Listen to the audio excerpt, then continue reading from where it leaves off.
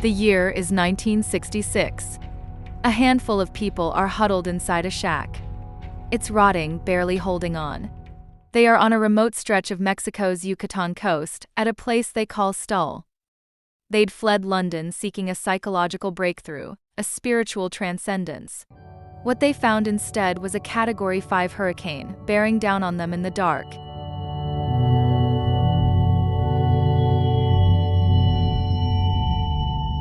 They would later say this storm was not random. It was a test, a crucible. The moment their fragile therapy group either dissolved into panic or became something altogether new. They believed they were witnessing the end of the world. And to survive, they would have to transcend their own humanity. Before they became the black-robed shock troops of the 1960s, before the animal sanctuary, the organization known as the Process Church of the Final Judgment began right here, in the face of annihilation on a forgotten beach. Welcome to the Process Church of the Final Judgment, a history. To understand the process, how they went from an anonymous therapy group to a scandalized global movement, we have to look back to the early 1960s and a place of rules, charts, and strict hierarchy, the headquarters of the Church of Scientology in London. Would the process have existed without Scientology? Quite possibly, no. It was here that two individuals met, drawn together by the promise of systematic, radical personality change. The first was Robert Moore. An architecture student, young, charismatic, and theological. He was drawn to the grand system. He would eventually assume the mantle of Robert de Grimston, the public face. The teacher. The second was the most consequential figure of all. Maury and McLean.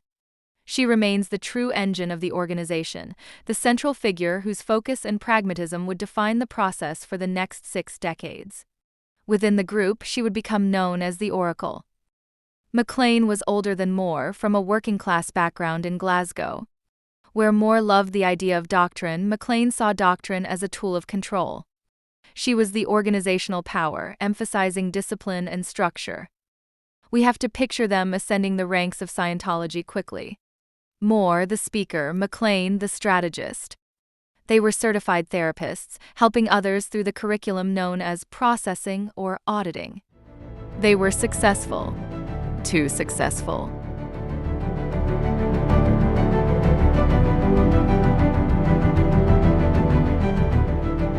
In Scientology at this time, the rule was 100% standard tech. Adherents were to follow the therapies and teachings exactly as written by the founder, L. Ron Hubbard. No deviation.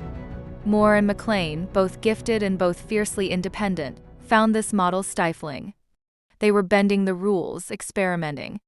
Perhaps seeing themselves as smarter than the system itself.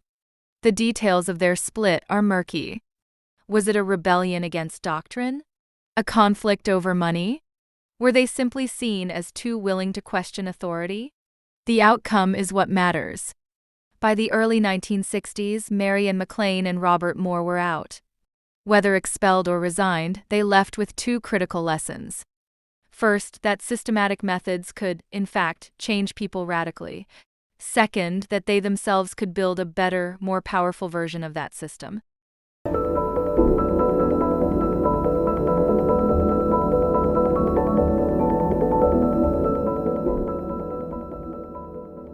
They started with what they knew best, intense one-on-one therapy focused on personal behavior. They called it compulsions analysis. This was the embryo of the Process Church. It was a therapeutic spin-off of Scientology, but with a crucial difference. It was hyper-focused on confronting the negative emotional charges they called compulsions. It was therapy designed not just to help, but to break down and rebuild. They won over clients, young, middle-class, educated people looking for a kind of extreme spiritual surgery. At first, it was a typical boutique practice. But over time, the sessions became longer. The clients stopped going home. They moved into shared flats. They took on jobs inside the group, cooking, cleaning, recruiting. A hierarchy formed, a shared language emerged, and a sense of absolute mission took hold. And the pressure was constant. London was expensive. Reporters were starting to call them a cult. The scrutiny was becoming a cage. The solution Robert and Marian devised was radical, perhaps even arrogant. If the city is a problem, leave the city. If the outside world is a problem, leave the outside world entirely.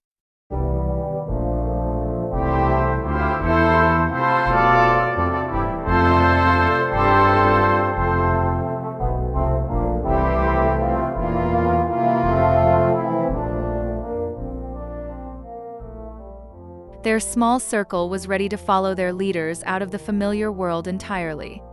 They needed a stage for their ultimate psychological experiment. And they would take their dogs with them.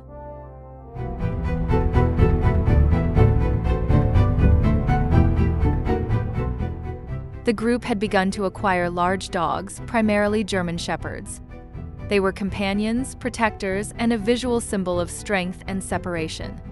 When the group left Britain, the dogs went too. These dogs would become synonymous with the process. Mary and McLean's focus had solidified one of the process's core beliefs: you had to confront yourself to be truly free. And the next step was to create that necessary confrontation. In 1966, the core group flew to Mexico City, then journeyed to Xtul, a remote, undeveloped stretch of the Yucatan Peninsula. The name Xtul, in Mayan, means the end. It was isolated. No roads, no plumbing, no electricity. For the leaders, that isolation was the point. This was their psychological retreat, their necessary crossing to achieve spiritual purity. They arrived, built crude shelters, and established a monastic, rigid life. They had come to find transcendence. Instead, they found terror.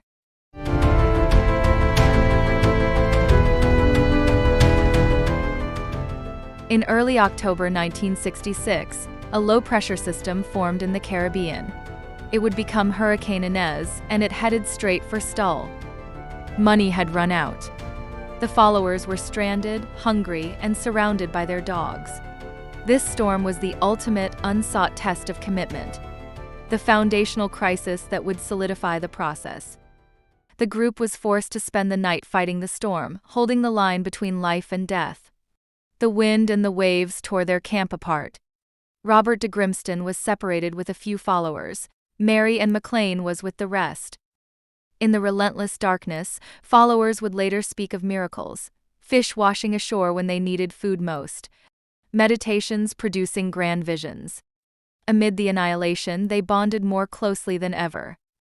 When the worst of Inez finally passed, the community stepped outside into a changed landscape. Trees snapped. Structures flattened. Shaken but alive, they tended to injuries and checked on the dogs. In that first stunned morning, they faced a profound question. What did this mean?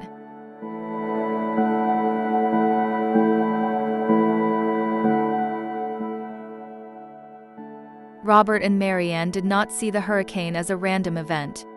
They saw it as divine confirmation, a judgment. They had survived the end of the world. Now they had a mission and the beginnings of a message.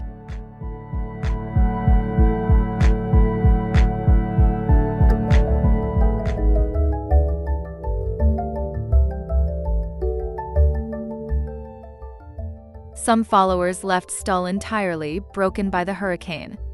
But those who stayed had a new identity. They were survivors. Mary and McLean understood that surviving the storm was useless if the group didn't immediately turn that endurance into doctrine. It was her resolve that forged a shared belief. We were tested and we were chosen. The therapy group had to become a faith. Robert, slowly emerging into his persona as Robert de Grimston, handled the words. He would soon after articulate the radical, syncretic theology of the four gods that had to be unified within the self. De Grimston defined Jehovah as the principle of control, Lucifer as the principle of light and pleasure, and Satan as the principle of separation and stoicism. Christ would join the pantheon later as the unifier. This system was Robert's intellectual contribution. But it was Marianne who ensured the new faith was lived. As the oracle, she demanded that the group use this theology not for passive reflection, but for total personality destruction and reconstruction. As the process church evolved, it would develop its own rituals and practices aimed at enriching members. If the gods were tearing you apart, you went to the processine. This was Marianne's domain. Imagine a confrontational therapy session where social niceties were abolished. You spoke about your grievances, you confessed your deepest shame, your satanic weakness, in public. It was designed to be terrifying, forcing absolute dependence on the group and on its leaders. For the individual, there was the P-scope. The P-scope was modeled after the E-meter in Scientology. Here, a telepath hunted for your core fear. The P-scope monitored your reactions. The ultimate goal, mandated by Mary Ann's relentless focus, was total obedience. The gods, they taught, acted through their adherents. In practice, obedience to the gods quickly became obedience to Robert and Marianne, known within the process church as the Omega.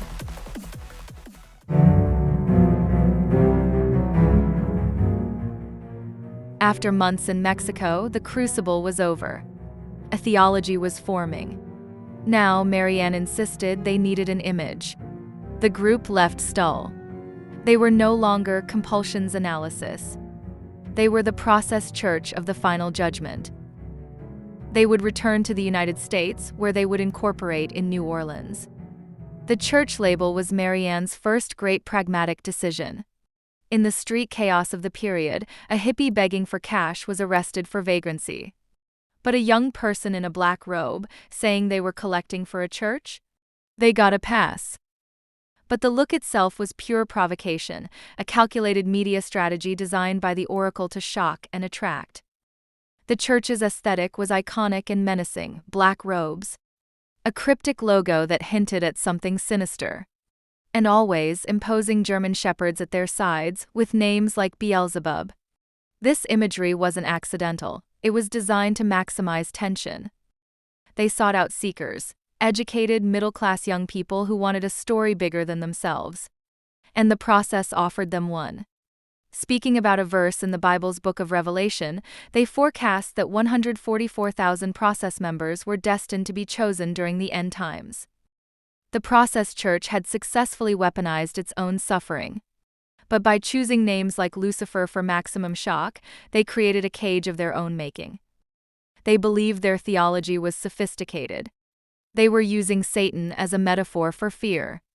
But out on the street, the nuance would not matter.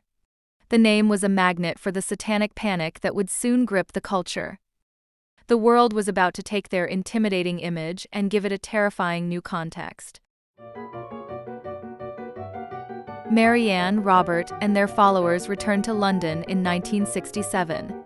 They were no longer a therapy group, but a unified force ready to proclaim their end-times prophecy. London had changed, but their aesthetic was designed to stop traffic. Into the swirl of 60s fashion came a small group in black cloaks that fell to the ankle. Silver crosses. This wasn't just clothing. It was street theater, a calculated visual spectacle created by Marianne to ensure they were impossible to ignore. The Process Church established a headquarters in the Mayfair neighborhood. Robert de Grimston, the teacher, handled the theology. But Marianne, the oracle, ran everything else: the hierarchy, the discipline, the money. Her authority was not symbolic, it was practical and absolute. Marianne's first strategic beachhead was a basement coffeehouse they called Satan's Cavern. Open until dawn, decorated in the process's Gothic aesthetic, Satan's Cavern was a brilliant, provocative recruiting tool. Curious seekers, artists, and journalists came for the shocking name and stayed for the intellectual conversation. It was a threshold.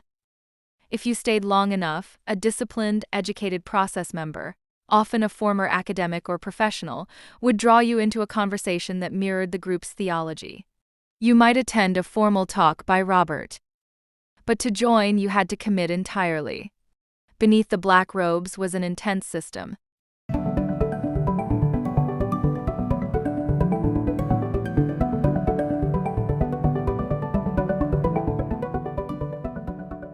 Members' days were strictly scheduled. Morning meditation, work assignments, set meals. The black robes were not just fashion, they were uniforms. Marianne's authority created a strict hierarchy: acolyte, initiate, disciple. Failure meant swift demotion. With therapy revenue gone, the Process Church established a system of perpetual fundraising. Soliciting donations and selling magazines became the lifeblood. Members were expected to be out all day, rain or shine. Marianne was more than a leader. She was the central bank of the process. The Process Church had member accountants, required daily tracking, and instituted a detailed budget with specific funds. For publications, for outfits, and the Omega Chapter Fund, money that went directly to support Robert and Marianne. Robert provided the theology that justified the sacrifice. Marianne provided the structure that profited from it. By 1973, the organization was bringing in over $500,000 a month in today's currency, making Marianne the ultimate power broker, extracting devotion and resources from an intensely dedicated and sometimes suffering workforce. Yet this system was not just about money. It was about control. Process Church rules dictated everything from work to relationships. Mid-tier members were expected to abstain from sex, drugs, and alcohol. Yet, researchers say high-status leaders were often exempted from these strictures, a hypocrisy that favored the established power. If the robes were the banner, the magazines were the manifesto of the Process Church. Published between 1967 and 1974, these were not church newsletters. They were visually stunning, avant-garde art magazines. Process magazines were triumphs of graphic design. Cutting-edge typography, high-contrast photography, layouts that rivaled the best commercial work of the era. They featured sermons, process theology, and, crucially, contributions featuring celebrities and cultural figures, lending the church a veneer of legitimacy. But the content was calculated recklessness. Each issue was built around a single, provocative word: sex, fear, war, death. The magazines mixed their theology with apocalyptic rhetoric and essays on taboo subjects like evil and violence. Sympathetic readers saw philosophical depth. Hostile readers saw proof of a dangerous cult. This strategy, endorsed by Marianne to generate attention and controversy, would ultimately prove catastrophic.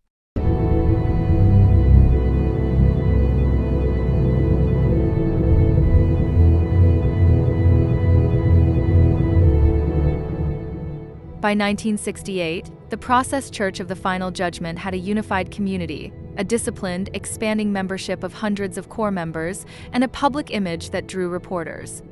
But they were far too ambitious to stay in London. Driven by missionary zeal and the need for more wealthy, educated recruits, they expanded to the United States.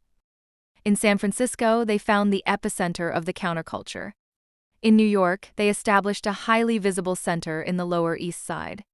Most importantly, New Orleans, with its unique dark religious underbelly, rose to become a temporary national headquarters. In London, their shock tactics opened conversation. In America, they were entering a spiritual landscape primed for panic. And in 1969, Marianne McLean and Robert de Grimston made one of the most consequential editorial decisions in the group's history. That year, they planned an issue devoted to the theme of death. The roster of contributors was meant to be philosophically provocative. Among the submitted meditations on mortality and violence, there was one interview that would bring the full weight of a national tragedy crashing down on the movement.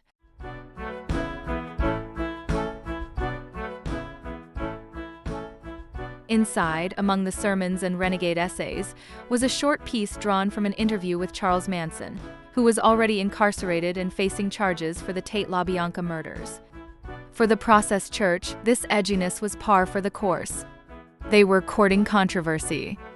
They believed their magazine was a platform for the most dangerous and illuminating minds of the age, a place where Manson could appear alongside a conservative critic.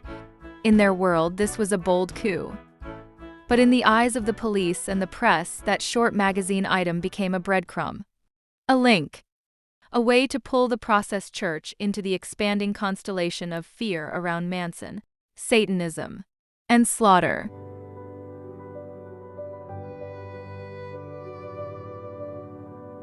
The decision to publish Charles Manson's words was a strategic calculation to push boundaries, but it was a colossal blunder. Suddenly, the Process Church was not sharing a page with a troubled guru. It was sharing a page with the face of evil in every American newspaper. Prosecutor Vincent Bugliosi suggested Manson borrowed concepts from the process. During the trial, when asked if he knew Robert de Grimston, Manson replied with the chilling assertion, "Moore and I are one and the same." The process had engineered the controversy they sought, but the consequences were now entirely out of their control. The magazine was in circulation. They could not take it back.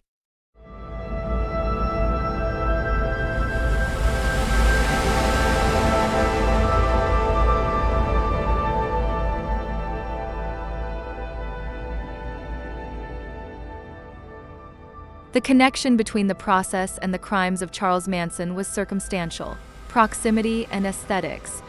But in the age of emerging true crime, circumstance was enough. Poet and musician Ed Sanders published the book The Family in 1971, portraying the Process Church as a wider network of occult and criminal groups dedicated to ending the world. Inside process circles, this book landed like a bomb. Sanders' claims were sensational. The church was alleged to be part of a web of satanic influence linked to the murders. Though the Process Church insisted its contact with Manson was minimal to non-existent, the accusation was published for thousands to read. The truth, as far as the credible record shows, was only 2 points: proximity in San Francisco and a magazine contribution. That was it. But those points were enough to fuel decades of conspiracy. Mary Ann McLean realized immediately that this was an existential threat. The scandal surrounding the Charles Manson allegations wasn't just controversy. This was a threat to the Process Church's status and their ability to recruit. She authorized an aggressive legal defense. The Process Church sued the publisher of The Family for defamation. In the US, the publisher settled, agreeing to remove process references from future editions. In Britain, the Process Church lost, but the message was clear. The Oracle was willing to spend the financial empire to fight this stain. Yet, the connection was sticky. Decades later, the Process Church would reappear in Maury Terry's book The Ultimate Evil, woven into an alleged nationwide cult linking Charles Manson, David Berkowitz, convicted for the Son of Sam shootings and other crimes. The pattern was set. A small church with dramatic imagery and a theology invoking Satan keeps getting cast as the hidden engine in someone else's conspiracy theory. They look perfect for the role.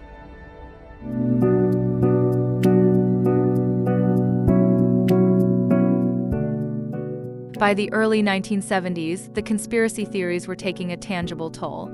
Legal fights drained resources. Members burned out.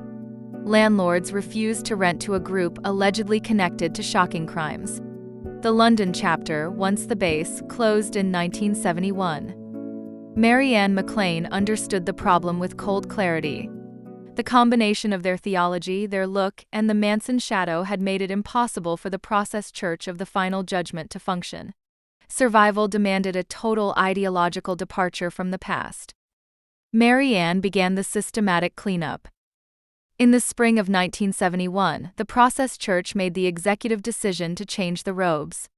They set aside the iconic black capes and replaced them with light gray ones. This was more than a wardrobe update. For some members, it was a crisis of faith. In process language, gray was the color of convention and mediocrity, the shade used to describe the enemy they had left behind. Robert de Grimston, the teacher, still committed to his apocalyptic purity, spoke in favor of the change. Within the inner circle, he was resistant. But Mary Ann, the ultimate pragmatist, was in charge. The gray was eventually replaced by a shade of blue. Dark walls at chapters were repainted with lighter tones, and the satanic goat's head was replaced by the Unity Cross. Social service programs, like offering free food and visiting hospitals, were launched. Robert de Grimston, the theological architect, was still preaching a misunderstood vanguard theology. But Mary Ann, the Oracle, was thinking only of the organization's future. Over the next few years, as the pressure mounted, she and her allies would make a series of decisions that systematically dismantled the Process Church of the Final Judgment. trading apocalyptic prophecy for practical compassion, and finding a new, utterly unexpected focus for the discipline forged at Xtul.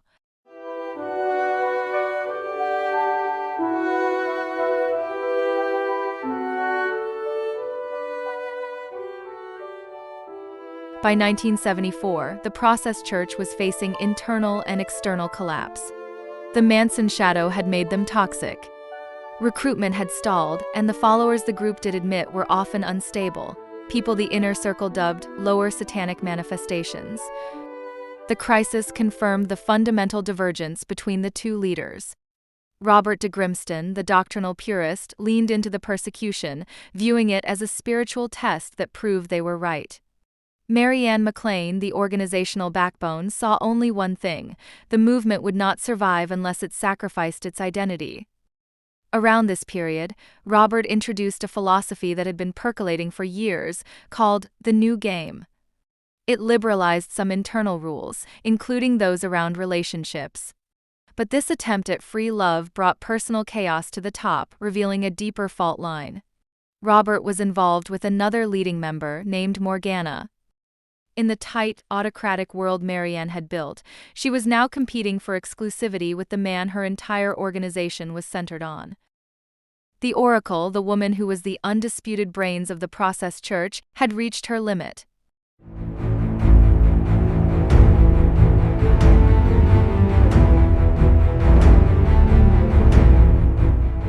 The tension between belief and survival, between two women, between husband and wife, snapped. With top leaders at her side, Mary Ann McLean made the most ruthless decision of her life.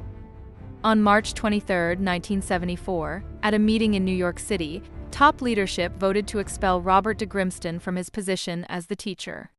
The next day, Robert de Grimston withdrew $1,000 from a Process bank account, boarded a flight to Mexico with Morgana, and effectively vanished from the organization he had founded.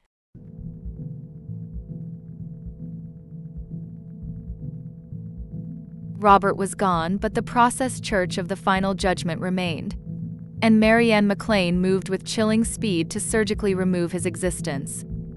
At a Sabbath assembly in New York City, Robert's teachings were immediately omitted. "If you're with us, you can stay.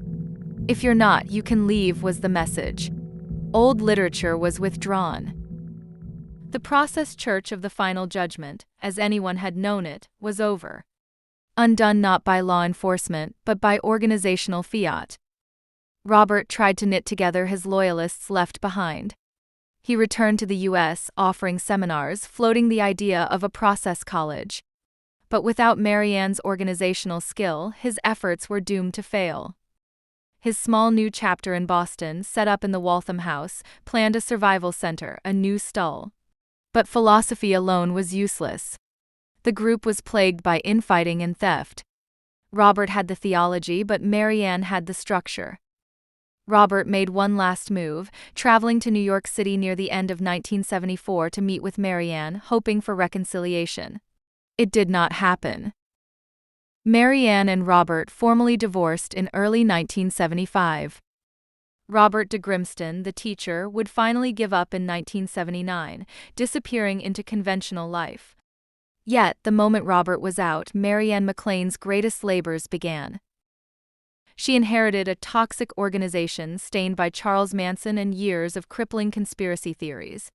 Her strategy was one of total transformation, designed not to seek new converts, but to save the community itself by sacrificing everything that had made it famous.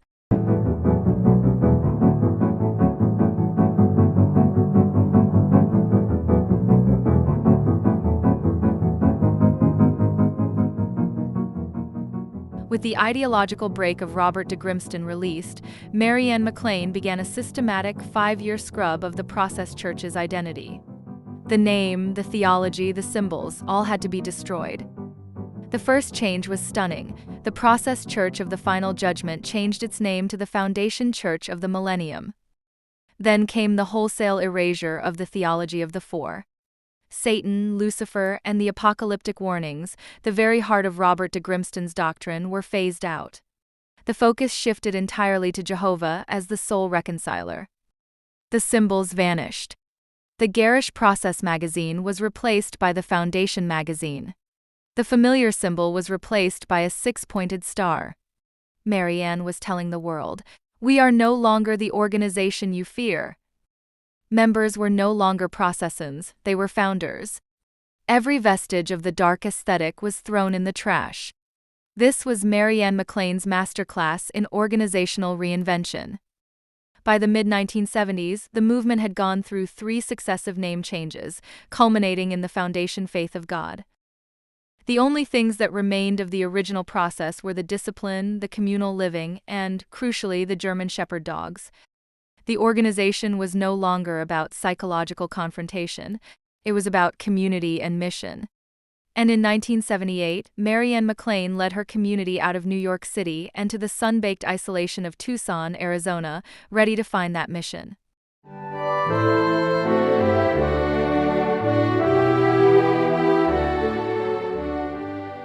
Marianne McLean's organizational shifts were framed internally as spiritual evolution. They had shed childish things. The controversial symbols, the apocalyptic panic. It was time to build something lasting. The constant through all the name changes and theological pruning was the unwavering focus on animal welfare. This was deeply personal for Marianne. Researchers note her lifelong revulsion at animal abuse. Robert de Grimston even wrote a process tract against it, calling animal experimentation the ultimate sin. By 1980, Marianne had salvaged the community.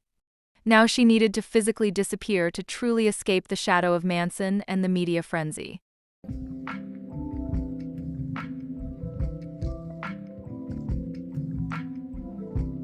The decision was to acquire a large property in a remote area in Utah. This was the ultimate strategic move for isolation. In 1982, the Foundation Faith of God moved to southern Utah. And there, the commitment to animal welfare culminated in the founding of Best Friends Animal Society. The discipline and work ethic of the former process members were now applied to the meticulous care of abandoned animals.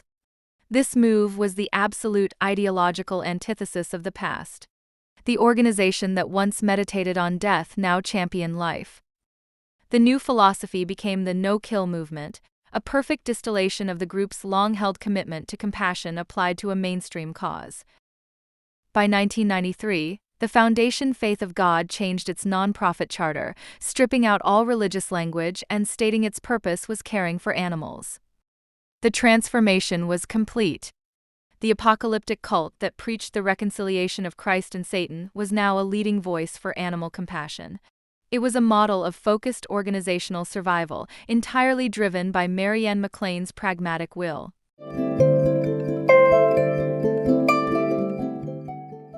The success of Best Friends Animal Society cannot be overstated. From its remote beginnings, it became a pioneering voice in the no-kill movement, growing into one of the largest and most influential animal welfare organizations in the U.S. The strategy worked almost too well. Best Friends Public Image, a charity founded on universal compassion, was the perfect antidote to the process's infamous reputation. You may remember them as the group that took 22 of the fighting dogs seized in 2007 from former NFL quarterback Michael Vick. But for decades, the connection to the controversial past was strictly minimized, a sensitive topic acknowledged only in the most careful terms. As the internet matured, rumors began to circulate online. But an article in the Rocky Mountain News in February 2004, written by Pulitzer Prize-winning journalist Lou Kilzer, brought those rumors to the surface. The article, titled "Friends Find Their Calling," laid out the entire story. The Process Church's former symbol, the old magazines with lurid headlines, the imagery of robed members with large German Shepherd dogs. Marianne McLean could delay the reckoning, but she couldn't prevent it. The question was posed directly to the public. Can you trust a sanctuary that grew out of something that once called itself the Process Church of the Final Judgment? Best Friends was no longer a small, fragile offshoot. It was an influential organization, staffed mostly by people who had nothing to do with the process years. When confronted, former process members, now board members of Best Friends, framed the past as a chaotic juvenile phase they passed through to arrive at their true work. The 2004 report brought the Process Church of the Final Judgment back into the public story, forcing the organization to contend with the cultural artifact that its remaining founder, Mary Ann McLean, had created.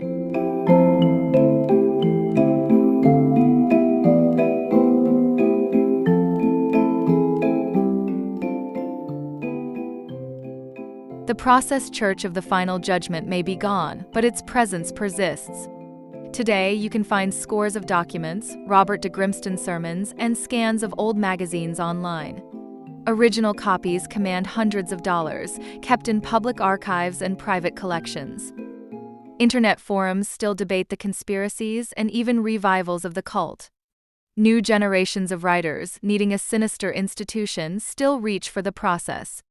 The reality is that the church exists primarily as a cultural footnote, an aesthetic resource, and a conspiracy theory. Mary Ann McLean, the Oracle, the woman whose force of will drove the Process Church of the Final Judgment and steered its core into something completely new, died in 2005, her life ending in the remote haven she created. Robert de Grimston, the teacher and philosophical architect of the process, faded into obscurity after his expulsion, his theology failing to survive without his ex-wife's structure. His final years remain shrouded in ambiguity. The final question for the listener is what to make of this improbable evolution. Does the sincere good done by Best Friends Animal Society redeem the complicated, controversial, and sometimes damaging origins of the Process Church? The truth is stranger than the myth. The discipline and communal structure of the Process Church survived. The apocalyptic message did not. And the long, strange journey from Xtul to Utah found its ultimate conclusion: redemption through work, focused not on the judgment of God, but the suffering of animals. Thank you for listening.